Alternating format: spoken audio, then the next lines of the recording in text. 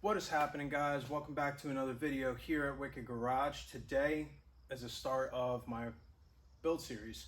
What we are going to be doing is, as you can see, this is rusting as well as a giant dent. It's rusting on the other side. This is common for these Chevy Silverados. They tend to rust on their bedsides.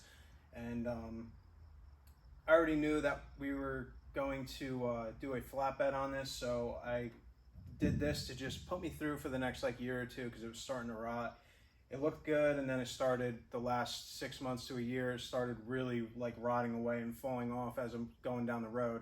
So what I did is I just cut it to make it look okay for the moment and get by, but ton of other stuff happened, and now we're finally going to be taking this off. We're finally going to be building this flatbed that I've been wanting to do for a very long time.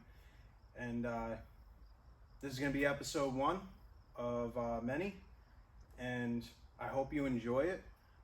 Before we get into it, hit that subscribe button. I'd really appreciate it, as well as give me a like if you like what you see. This is going to be a fun series, and I look forward to going through it with you guys and learning any mistakes and errors along the way. Let's do this, guys. Episode 1.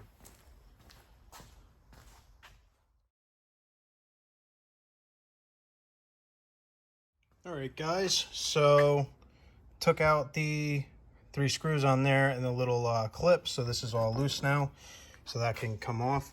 All the bolts are out. There was 8 bolts. There was one hiding. It was all the way in the back. And when you go to pull this off, or before you pull this off, take your taillights out and then take the harnesses and feed them through, and then they actually loop over usually in the bed on the back side. And pull everything through and make sure, don't cut anything, because it's easier to go off of the factory setup. You can get harnesses online for them to attach to newer lights or a light setup or something. So right now I got them all tucked up. You can't see them, but this thing's ready to pop off pretty much, so let's go do that now.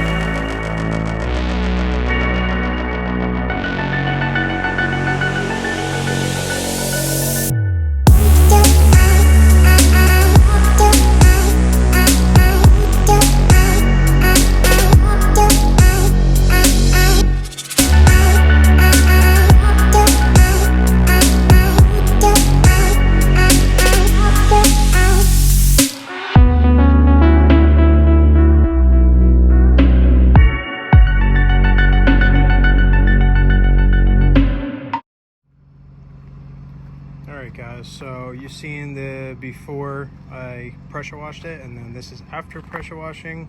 I did it twice. It gets off the majority of the BS and scale and everything. You can see it's already flash rusting and everything. Not too worried, because I'm going to sandblast what I can, and pretty much wire wheel what I can and clean this whole thing up. I have the gas covered as well as my cab on the back side, because sandblasting, it sort of shoots and hits everything and does whatever it wants. So the next phase, I am going to actually get the rest of the mill scale off with some with a needle scaler, and in the hard places like there and back here and wherever I could. And you notice I took the bumper and the hitch off. The bumper obviously is staying off. The hitch will go back on, and it'll incorporate that into the flatbed design. But other than that, it's looking good. It looks a lot better than it did before.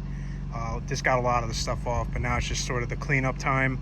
And then pretty much we're going to wire wheel everything, needle scale, sandblast what we can. Mostly just the outside, nothing too crazy, just to make it look clean there. But other than that, truck's looking pretty decent. Doesn't look as bad as it did, but there's still a lot of work to do. Alright guys, phase 2 complete. We just needle scaled everything. You can see it went through in a few areas, but nothing too crazy.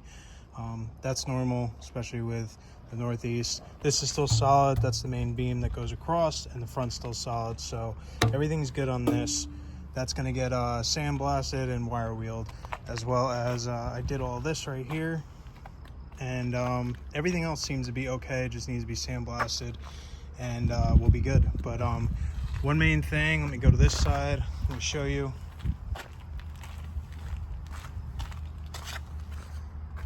So these supports or brackets, I don't know what these are. They're like sort of like a double frame area, but this fills up with water from the outside hole, and then it gets trapped in there, especially when it starts rusting and everything. And as you can see, I blew a hole through there, and there was probably at least a quart that came out. It was all trapped behind here, so I would suggest drilling a hole in each side so that or at least one side, so that it drains out over time. I don't know why they designed it that way, and I mean, originally it probably did drain out, but right now it doesn't. So next phase is to sandblast, and then we'll be sandblasting all this down in there, some of the front, and then as well as this back cross member and a little bit of the inside and everything. Not too crazy, but enough to make this look good. Probably sandblast the frame too while we're at it.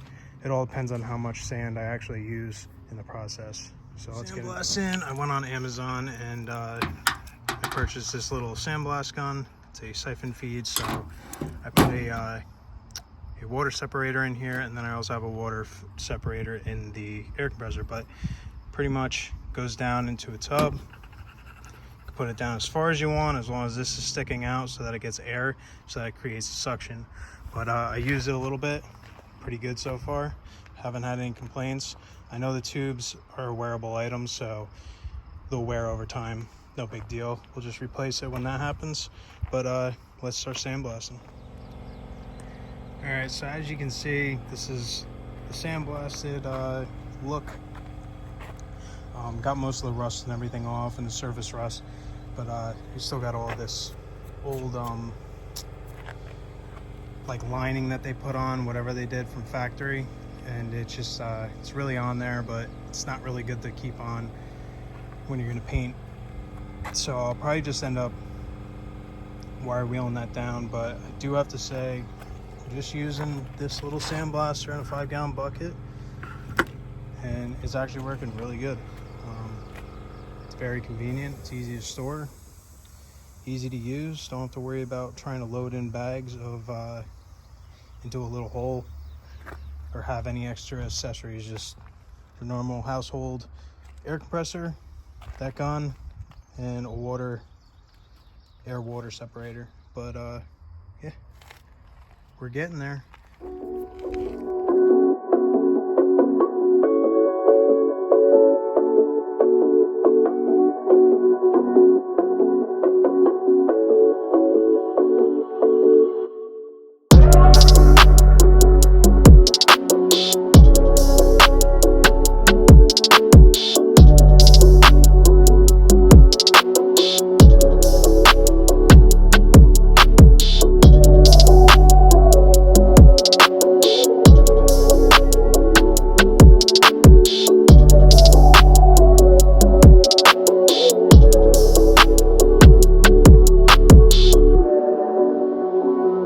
I'm just going to go around and show you what I did and what I used. So first things first, I brought this out, I got the bed off, I pressure washed it, and then after it dried, I came out with the needle scaler and needle scaled what I could. There's a few areas that it sort of blew through. It was the holes in the back cross member, but this is the only areas that are really bad, so I'm not going to like worry too much, because this is all solid. This is the main support. The front's all good. That piece is good. I have to remake this piece for the shock mount. It is rusted quite a bit, and I'm surprised it's lasted that long. So that'll get redone. I'll design it and cut it, and then cut that off and weld on a new one.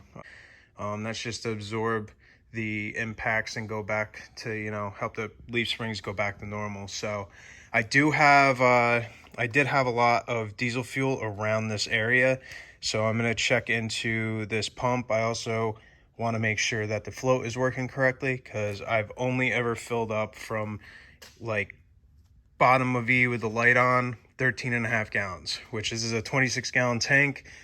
So there's no reason I should get at least 20 gallons, you know, out of a tank. So we'll check into that, see if I need a new pump. I might end up upgrading to the BW 62-gallon tank, but it's also $1,400, so I might not. So we'll see how that is. But as far as the frame, after I needle scaled everything that I could, I went out with the Sandblaster I showed you before. It's just a handgun sandblaster that goes into a bucket with your media in it, and then it attaches to the air compressor. It works really well, but as soon as it heats up, or it's humid or something like that, and your compressor gets hot and it starts filling up with water, it starts to clump up and become a little bit of a hassle. But that didn't happen until the end on that side over there. So it sort of worked out almost the whole way through. I probably did about 2.5 to 3 hours of sandblasting with it, which it's well worth the $20 that I spent on that.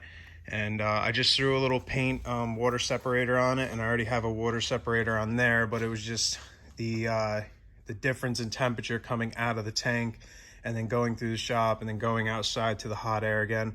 It was creating a lot of water buildup, so it was clumping up and not letting the sand go through. But other than that, it came out pretty decent. We still have to take the back wheels and all the brakes and everything off, as well as the whole entire front end is coming out, everything. So the torsion key is going to come out, and then the only thing I'm keeping is the knuckles and torsion bars, and possibly the torsion keys if I don't have those. I think I have those with the kryptonite leveling kit. But other than that, once all that stuff gets off, this can all be cleaned up on the outside, because that's the main focus of everything. And then wherever I missed inside the frame, I don't have to go too crazy, but I'm gonna get what I can and you know, make this look as good as possible. So I'm gonna throw some black epoxy primer on here, and at least it'll protect it for the years to come, especially all the driving that I do with this. But other than that, I want to thank you guys for sticking through the video. And if you haven't already, make sure you hit that subscribe button. If you like the video, show me some support by hitting that like button. And I will see you in episode 2. That will be all the suspension and the final wire wheeling.